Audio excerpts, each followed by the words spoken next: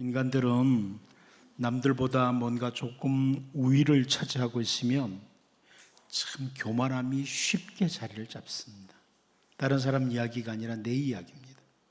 남들보다 조금 뭔가 우위를 차지하고 있으면 쉽게 교만함이 찾아와요. 심지어 다른 사람보다 생일만 조금 빨라도 상대방을 짓누르고 싶어하는 이 모습을 사람들에게서 발견해요.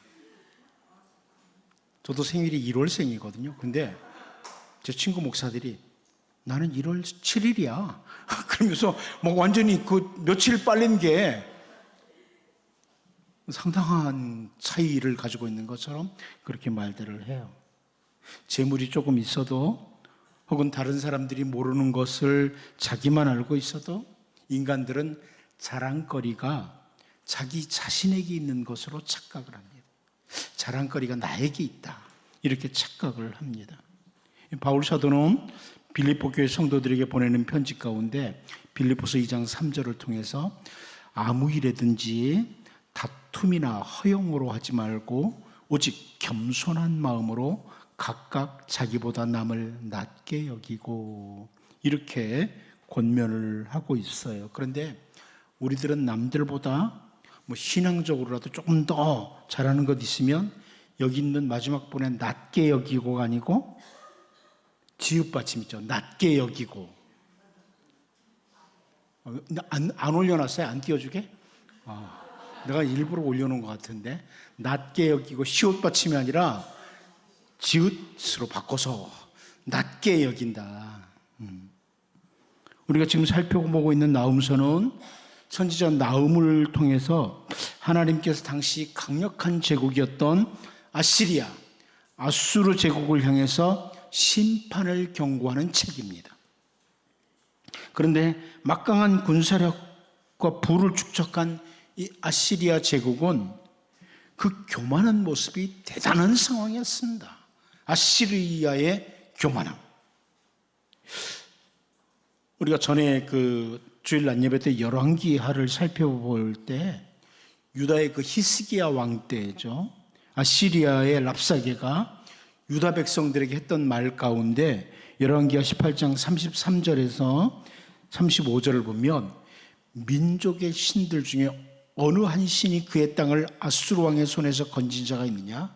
하맛과 아르바사의 신들이 어디 있으며 스발와임과 헤나와 아와의 신들이 어디 있느냐? 그들이 사마리아를 내 손에서 건졌느냐? 민족의 모든 신들 중에 누가 그의 땅을 내 손에서 건졌기에 여호와가 예루살렘을 내 손에서 건지겠느냐 하셨느니라. 이렇게 표현을 합니다.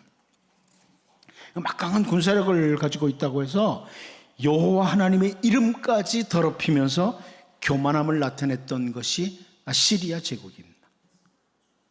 그리고 그들은 죽음에서 벗어나지를 못합니다. 오늘 본문 말씀은 특별히 선지자 나훔을 통해서 세상의 모든 만물도 하나님의 손에 있음을 선포하면서 아시리아라는 나라가 제국이 아무리 대단해도 하나님 앞에는 아무것도 아니다, 이것을 강조하는 것이 오늘 본문 내용입니다. 바울 사도가 하나님께서 행하시는 모든 모습에 대해서 그 오묘한 지혜를 그 어떤 인간도 사실 깊이 알 수가 없다, 이런 표현을 한 후에 로마서 11장 36절을 통해서 이는 만물이 주에게서 나오고 주로 말미암고 주에게로 돌아갑니다.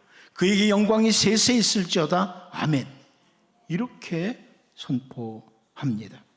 이제 우리 본문 말씀을 통해서 하나님과 만물, 이 부분을 함께 살피면서 좀 우리를 돌아보는 이런 귀한 시간이 될 수 있기를 바랍니다.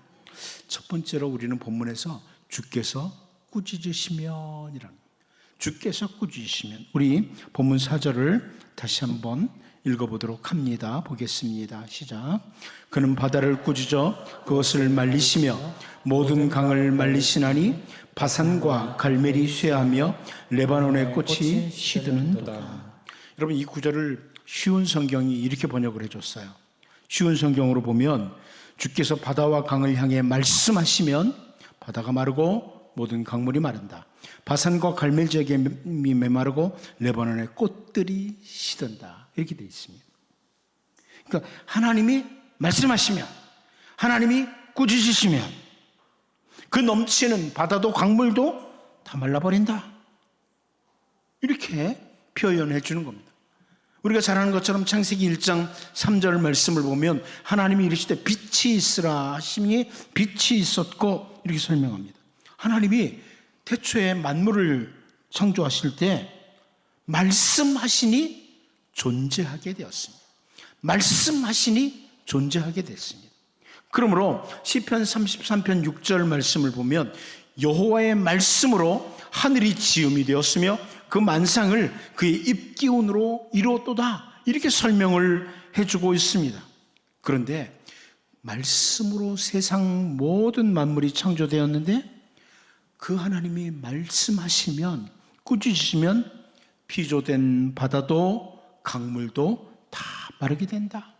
이 오늘 선지자 나훔을 통해서 하시는 분명한 표현입니다. 말씀하시면.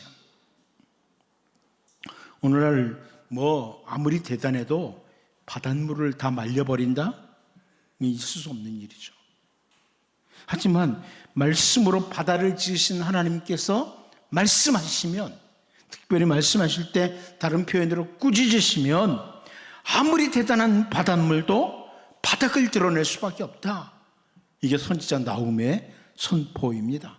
그러므로 당시 아시리아 제국이 아무리 대단한 군사력을 가지고 있어도 전능하신 하나님 앞에는 아무것도 아니다.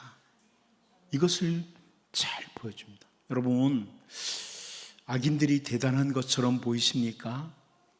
근데 하나님 앞에는 아무것도 아닙니다. 시편 37편 35절 36절을 보면 내가 악인의 큰 세력을 본즉 그 본래의 땅에 서 있는 나뭇잎이 무성함과 같으나 내가 지나갈 때 그는 없어졌나니 내가 찾아도 발견하지 못하였도다. 다윗의 고백이에요. 다윗이 인생을 살아가면서 대단한 세력들을 봤어요. 자기 같은 사람 아무것도 아니라는 걸 봤고 엄청난 힘을 가진 사람들을 본 거예요. 그런데 그 대단했던 사람이 어느 날 보니까 찾아도 발견을 못하겠더라. 하나님이 하시면. 악인들이 아무리 큰 세력을 가지고 큰 소리를 쳐도 하나님의 심판이 시작되면 찾을 길이 없다. 여러분, 말씀으로 세상을 창조하신 하나님께서 말씀하시면 바다도 강물도 다 말라버린다. 이 말씀을 보면서 아무리 세력이 악인들이 크다고 할지라도 혹은 우리를 고통스럽게 하는 문제들이 아무리 커도 하나님이 말씀하시면, 하나님이 하시면 아무것도 아니다. 아무것도 아니다. 나 자신도 마찬가지입니다. 우리 교만할 이유 없습니다. 아무것도 아닙니다. 우리를 힘들게 하는 아무리 고통스러운 문제도 하나님이 말씀하시면 끝입니다. 찾아보려고 해도 찾을 수가 없다. 이 말씀 기억하면서 더욱 하나님 바라보며 하나님의 은혜를 사모하는 이런 주의 백성으로 살 수 있기를 바랍니다. 두 번째는 주님을 올바로 바라보면이라는 겁니다. 주님을 올바로 바라보면. 우리 본문 5절을 다시 한번 읽어봅니다. 다시 보겠습니다. 시작. 그로 말미암아 산들이 진동하며 작은 산들이 높고 그 앞에서는 땅 곧 세계와 그 가운데 있는 모든 것들이 솟아오르는도다. 이 5절을 공동번역 성경이 이렇게 번역을 해줬어요. 그를 보고서, 하나님을 보고서 맷뿌리들은 떨고 언덕들은 비틀거린다. 그의 앞에서 땅은 황무지가 되고 세상과 그 안에서 숨쉬는 모든 것이 꺼진다. 이렇게 번역을 해줬습니다. 그러니까 세상에 존재하는 모든 것들이 주님을 바라보면, 하나님을 바라보면 다 떨 수밖에 없다. 비틀거릴 수밖에 없다. 이런 의미예요. 아주 웅장하게 솟아오른 산들, 언덕들을 바라보면서 아주 당당하다는 생각이 드는 거죠. 그런데 그 위풍당당한 산들도 하나님을 제대로 바라보면, 하나님을 바라보면 다 떨고 낙담하고 비틀거린다. 이게 선지자 나훔이 설명하는 내용이에요. 뭘 말하는 걸까요? 당시 막강한 군사력을 가지고 당시 세계를 제패했다 했던 아시리아 제국이 당당하고 교만했는데 정말 하나님 바라보면 떨고 비틀거릴 수밖에 없다. 이런 의미입니다. 높은 산과 같이 전혀 흔들림이 없이 당당하게 서 있는 아시리아 제국도 정말 온 세상을 창조하신 하나님을 올바로 바라보면 떨고 낙담하고 비틀거릴 수밖에 없다. 이런 의미입니다. 여러분, 우리가 아무리 대단한 것을 소유하고 있어도, 그래서 나도 모르게 내 마음에 교만함이 자리를 잡고 있어도 정말 주님을 올바로 바라본다면 우리는 주님 앞에 아무것도 아닌 떨고 낙담하고 비틀거릴 수밖에 없는 존재, 그래서 결코 교만할 수 없는 존재들입니다. 그런가 하면 반대로 세상의 온갖 강력한 자들, 나를 짓누르는 문제들로 인해서 우리가 떨고 낙담하고 비틀거릴 수밖에 없는 상황이라고 해도 바로 나를 붙들어 주시고 나를 사랑하시는 전능하신 하나님을 올바로 바라보면 우리는 결코 흔들리거나 낙심하지 않고 주님과 함께 반석 위에 든든히 설 수 있습니다. 그러니까 주님을 올바로 바라보면 내 교만함은 사라지고, 주님을 올바로 바라보면 나를 짓누르는 수많은 문제들을 어느 날 주님이 이것 아무것도 아니다, 나는 흔들릴 존재가 아니다, 세상에서 나를 흔들 만한 것들은 아무것도 없다, 주님이 나를 붙들고 계시기에, 이런 자세입니다.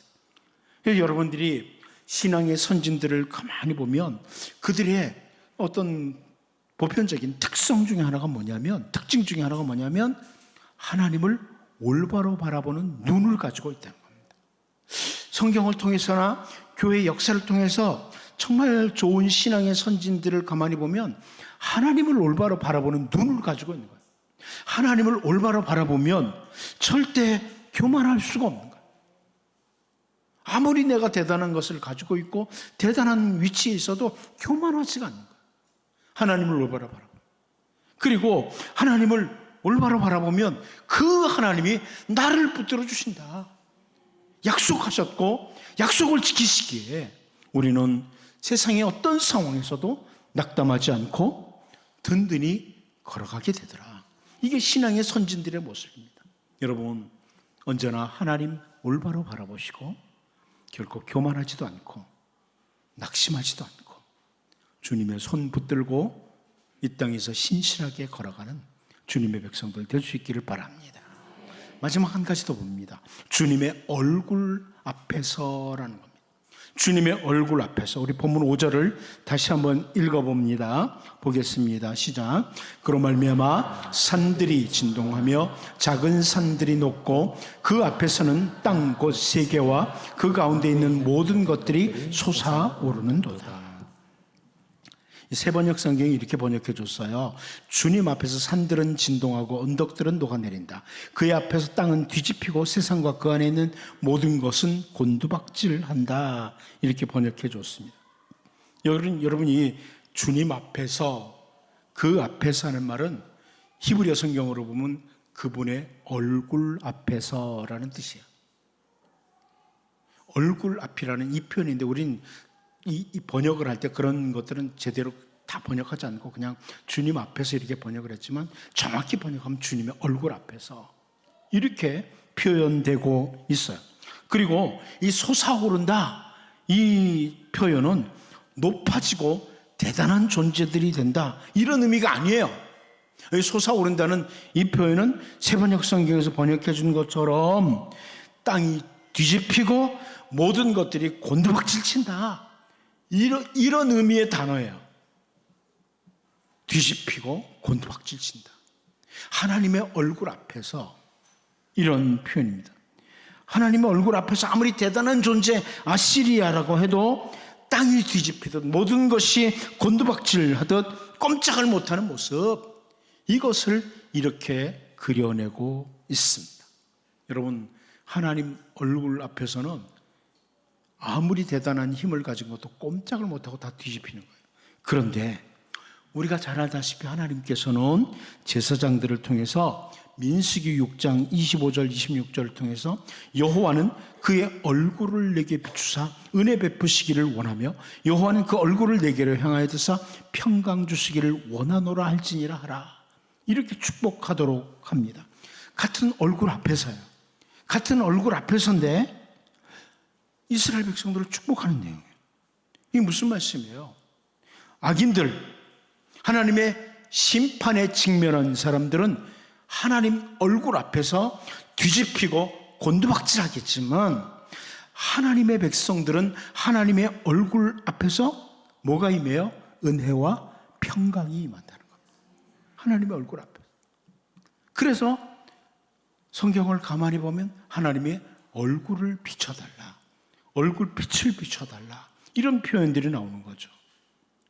오늘 우리는 아시리아 제국 백성들처럼 하나님 얼굴 앞에서 뒤집히고 곤두박질하는 존재들이 아니라 언제나 하나님 얼굴을 비춰주심으로 은혜와 평강이 임하는 이런 존재로 늘 그리스도 안에서, 주 안에서 발견되는 이런 복 있는 주의 백성으로 살 수 있기를 바랍니다.